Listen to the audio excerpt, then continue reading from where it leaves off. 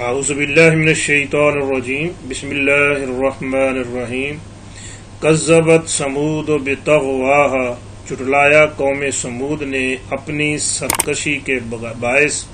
کس کو جھٹلایا؟ سیدنا صالح علیہ السلام کو۔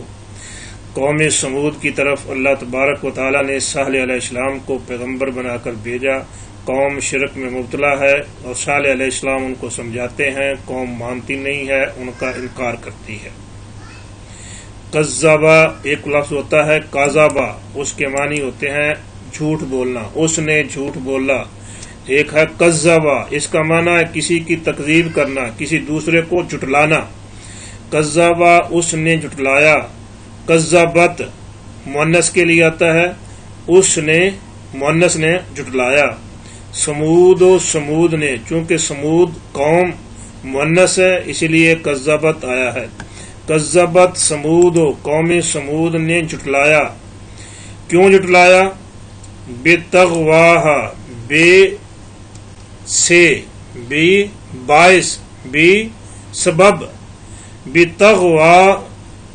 طغوا سرکشی، طغیانی کہتے ہیں نا، دریاؤں میں سمندروں میں پانی زیادہ آ جائے، کناروں سے باہر نکل جائے تو کہتے ہیں طغیانی آ گئی ہے، ہاں جی، تو وہی ہے طغوا سرکشی۔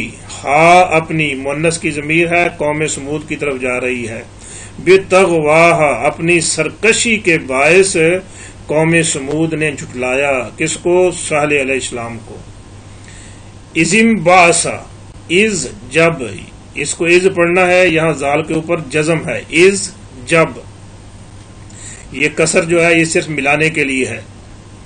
ام باسا ایک لفظ ہوتا ہے باسا، باسا کا معنی ہے کھڑا کرنا، اٹھانا۔ باسا اس نے اٹھایا، اور ام باسا وہ خود اٹھا، جیسے ہے کہ کاسارا اس نے توڑ دیا، کاسارا قوبن اس نے پیالے کو توڑ دیا۔ اور ایک لفظ ہوتا ہے ان کاسارا قوبن، پیالہ ٹوٹ گیا، ہاں جی، ان کاسارا قوبن پیالہ خود ٹوٹ گیا۔ تو یہ لفظ ہے ام باسا، وہ اٹھا، ازم باسا جب اٹھا، جب کھڑا ہوا۔ کون کھڑا ہوا؟ اشقا شقی القلب، بدبخت، بد نصیب۔ اشقا سپرلیٹو ڈگری ہے۔ ہا اس کا، کس کا؟ اس قوم کا، قوم سمود کا، جب کھڑا ہوا اس قوم کا، بدبخت، بد نصیب۔ قوم نے سیدنا صالح علیہ السلام سے مطالبہ کیا کہ اگر تم اس پہاڑ سے اونٹنی نکال کے دکھا دو تو ہم پیغمبر مان لیں گے، آپ کو، آپ پر ایمان لے آئیں گے۔ سیدنا صالح علیہ السلام نے اللہ تعالیٰ سے دعا کی، اللہ تبارک و تعالیٰ نے پہاڑوں سے اونٹنی نکال دی۔ اب جب اونٹنی نکال دی لیکن قوم پھر بھی نہیں مانی، انکار کر دیا، نہیں مانتے ہیں۔ اچھا، پھر اونٹنی چونکہ اللہ تبارک و تعالیٰ کی طرف سے ایک معجزہ تھا، وہ پانی پیتی تھی، کنویں کا تو سارا پانی پی جاتی تھی۔ اب باقی جو جانور تھے وہ بھوکے رہ جاتے تھے، تو پھر طے ہوا کہ ایک دن قوم کے جانور پانی پئیں گے اور ایک دن اونٹنی پانی پیے گی۔ تو کچھ دن تک تو ایسا چلتا رہا، لیکن لوگوں کو یہ برداشت نہ ہو سکا۔ تو قوم کے ایک آدمی تھا کدار بن سالف، اپنے ایک قبیلے کا سردار تھا، وہ آیا، کچھ لوگوں کو ساتھ لیا اور آ کر اونٹنی کے پاؤں جو تھے ان کو کاٹ دیا۔ تو اس طرح اونٹنی کو انہوں نے قتل کر دیا۔ جب اونٹنی کو قتل کر دیا تو اللہ تبارک و تعالیٰ کو غصہ آیا اس پر، ایک ایمان نہیں لائے، دوسرا اونٹنی کو بھی قتل کر دیا۔ تو پھر اس قوم پر عذاب آیا۔ کیسا عذاب آیا؟ سخت قسم کا زلزلہ اور چیخ۔ اس چیخ اور زلزلے کی وجہ سے صبح کے وقت ان کی حالت یہ تھی کہ ایسے پڑے ہوئے تھے جیسے کبھی آباد ہی نہیں تھے۔ تو یہ اس طرف اشارہ ہے۔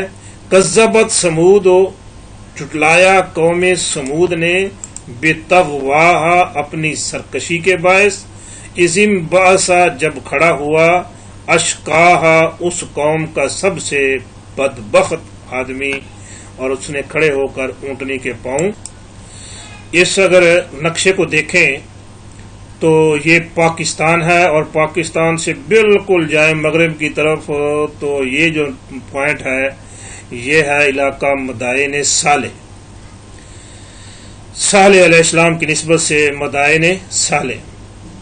یہ جو علاقہ ہے اسے کہتے ہیں ربع خالی. یہ خالی پڑا ہے، صحرا ہے، بہت بڑا صحرا ہے. ایک وقت تھا کہ یہ جو صحرا ہے یہ عمان ہے اور یہ یمن ہے. یہاں کا جو علاقہ ہے یہ سارا علاقہ بہت بڑی آبادی تھی. قوم عاد یہاں آباد تھی اور ان کے بڑے بڑے شہر تھے، محلات اور بلڈنگیں اور زراعت ان کی بہت بڑی وسیع تھی. تو یہ ایسی قوم تھی کہ دعویٰ کیا کرتی تھی من ہوا شد و منا قوتن، ہم سے بڑا طاقت میں کون ہے. اللہ تبارک و تعالیٰ بھی فرماتے ہیں کہ ایسی قوم تھی کہ لم یخلق مثلها فی البلاد، جیسی میں نے پیدا ہی نہیں کی تھی. انہوں نے صالح علیہ السلام پہ حضرت ہود علیہ السلام پیغمبر کی نافرمانی کی تو بات نہ مانی ہود علیہ السلام کی، تو پھر ان کے اوپر 8 دن اور 7 راتیں آندھی چلی اور اس آندھی کی وجہ سے سارا علاقہ جو ہے نا اب صحرا ہے. وہ دب گئے، سارے جو ان کے شہر تھے مٹی میں دب گئے، ختم ہو گئے. ان میں سے جو لوگ توحید پر تھے، نیک اور صالح لوگ تھے، وہ یہاں سے بچ گئے اور نکل کے آ کے یہ مکہ ہے اور یہ یہاں مدینہ ہے اور یہاں آ کے وہ آباد ہو گئے. انہوں نے یہاں آ کے آباد کاری شروع کر دی اور مکان بنائے. کچے بھی مکان تھے اور پھر پہاڑوں کو تراش کے انہوں نے مکان بنائے. اتنے زبردست قسم کے مکان کہ آج بھی دیکھیں تو بندہ حیران ہوتا ہے کہ اس دور میں انہوں نے ایسے ہی مکان کیسے بنا لیے ہوں گے. بڑے بڑے مکان بنائے اور ایک عرصہ تک یہ توحید پر قوم رہی. پھر آہستہ آہستہ تبدیلیاں آتی گئیں اور یہ شرک میں مبتلا ہو گئے. اللہ تبارک و تعالیٰ نے صالح علیہ السلام کو پیغمبر بنا کر بھیج دیا تو انہوں نے صالح علیہ السلام کی بات نہ مانی اور پھر اونٹنی کا مطالبہ کیا. اونٹنی بھی اللہ تبارک و تعالیٰ نے دے دی اور پھر بھی مان نہیں لائے، اونٹنی کو بھی قتل کر دیا اور پھر ان کا عذاب آیا اور عذاب کی نظر ہو گئے. صالح علیہ السلام کی نافرمانی کی وجہ سے یہ قوم جو ہے عذاب کا شکار ہو گئی. دنیا میں بھی یہ رسوائی اور آخرت کا عذاب ابھی باقی ہے. یہ اس قوم کی آبادی ہے. کچے مکان جو تھے انہوں نے بنائے ہوئے تھے وہاں، اور یہ مکان جو ہے پہاڑوں کو تراش کر کے انہوں نے مکان بنائے. یہ میں نے ایک مکان کی تصویر دی ہے، بہت سارے مکان ہیں. آپ گوگل میں سرچ کریں، لکھیں قوم سمود تو یہ آ جائیں گے. بڑے بڑے بڑے عالیشان نے مکانات بنائے اور ان کی بناوٹ جو ہے اس کی ڈیزائننگ جو ہے ابھی تک جو ہے وہ محفوظ ہے، موجود ہے. یہ جو قوم عاد تھی، جو ان کے آباء و اجداد تھے، قوم سمود کے آباء و اجداد قوم عاد، یہ وہاں کے جو خدائیاں ہو رہی ہیں وہاں سے یہ ان کے ڈھانچے نکل رہے ہیں. یہ دیکھیں ذرا، اس آدمی کا سر دیکھیں، یہ آج کل کے بندے دیکھیں اور وہ دیکھیں. ان میں سے سر کے اندر ہی میرا خیال ہے 8-10 بندے تو اس کے اندر سما جائیں گے. تو جب ان پر عذاب آیا تھا تو اللہ تعالیٰ نا کانہم اعجاز نخل خاویہ، ایسے پڑے ہوتے جیسے کھجوروں کے کھوکھلے تنے ہوتے ہیں. بڑے بڑے لمبے ان کے قد تھے. بلڈنگیں بھی دیکھیں تو بڑی بڑے اونچے ستون بنا کے نا، اونچے اونچے ستون، تو انہوں نے اپنے مکان بنائے ہوئے تھے.